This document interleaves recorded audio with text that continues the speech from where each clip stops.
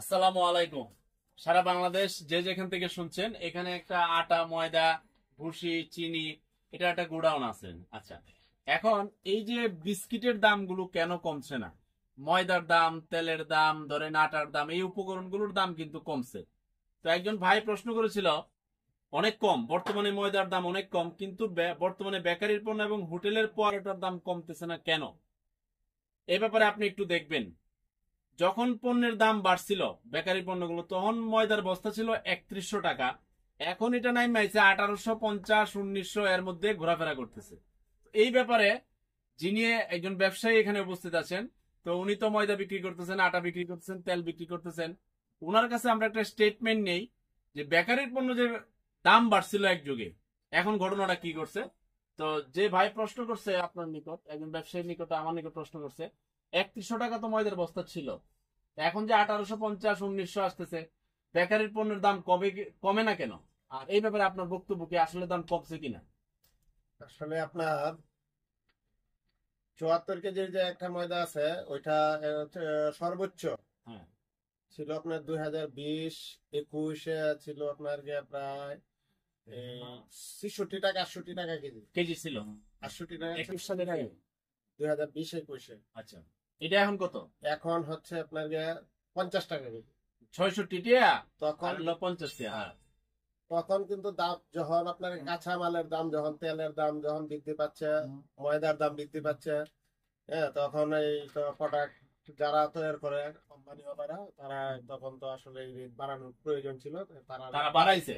আচ্ছা, কিন্তু আসলে আমাদের দেশের কালচার হলো গা যে কোম্পানি গুলার একবার যদি বাড়ায় একটা জিনিস, তখন আর নিচে নামানো মানে আর তাদের ইচ্ছা চিন্তাই থাকে করে না, না। চিন্তাই করে না। কোম্পানির প্রতিনিধি ভাই কিংবা কোম্পানির উদ্দেশ্যে বক্তব্য হচ্ছে যে আপনারা যে বাড়াইছিলেন যেই যুক্তিতে, কমানোর চিন্তাটা কইরেন। হ্যাঁ, আচ্ছা, আমি আমি আরেকবার আপনাকে কিন্তু বলছিলাম, হ্যাঁ, যখন ১০০ এই প্রায় ৭০ টাকা ৬৮ টাকা লিটার যখন আপনার ফার্ম অয়েল তেল ছিল, হ্যাঁ, তখনই কিন্তু দামটা বাড়াইছিল। দাম বাড়াইছে, আর সবে এবেলা ময়দার দামটাও কিন্তু বাড়াইছিল, তখনই এরা প্রোডাক্টের দাম প্রোডাক্টের দাম বাড়াইছে। কিন্তু এখন তেল হয়েছে ১৩৮ টাকা লিটার। হ্যাঁ, আর ময়দা হচ্ছে লোগা মানে ৪৯, ৫০, এর মধ্যে ৪৮ আছে। এর মধ্যে আবার এর মধ্যে আরেকটা কম দামা আছে, যেটা যে কম দামা পণ্য প্রয়োগ করা হয় বেকারিতে, যে আঠা দেয়। হ্যাঁ, আঠার দাম হচ্ছে গেল আপনাকে ৩৬, ৩৮, ৪০ টাকা কেজি।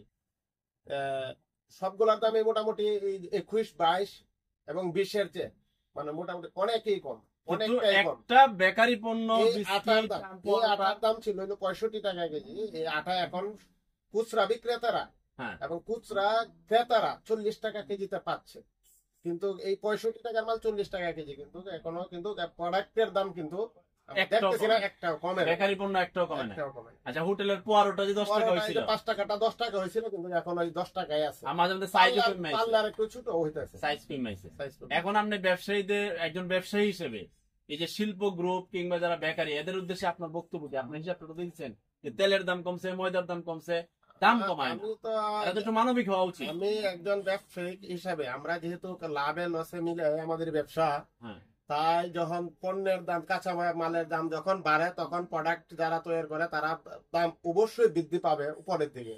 কিন্তু যখন কমে, এই মানবিক দৃষ্টিতে জনগণের স্বার্থে তারার এই নিচের দামটা নিয়ে আসাটাও তাদের দায়িত্ব, কিন্তু তারা কেন করে না এটা বলতে পারি না। অন্তর্বর্তীকালীন সরকারের উদ্দেশ্যে বলতে চাই, আপনারা যেহেতু এখন জনগণের সরকার হিসেবে আছেন, জনগণের অনেক চাহিদা আছে, আপনার ঠান্ডা মাথায় আপনাদের নিকট দাবি জানাইতেছি। তেলের দাম কমলো, ময়দার দাম কমলো, এখন শিল্প ইন্ডাস্ট্রি বলেন, বেকারি বলেন, তারা একটু মানবিক হওয়া দরকার। আর তারা যদি মানবিক নিজ থেকে না হয়, যে লাভের পুটলা তো একবার দাম বাড়াইছিলাম, এখন এই দামেই চলবে। এমনও বিস্কিট আছে মাঝখানে দেখবেন বড় বড় এরকম গ্যাপ তৈরি করে ২-৩টা বিস্কুট দেয়া বিস্কিট ২০টা, এমন এমন গ্যাপের আপনার ভেজাল করতেছে তারা।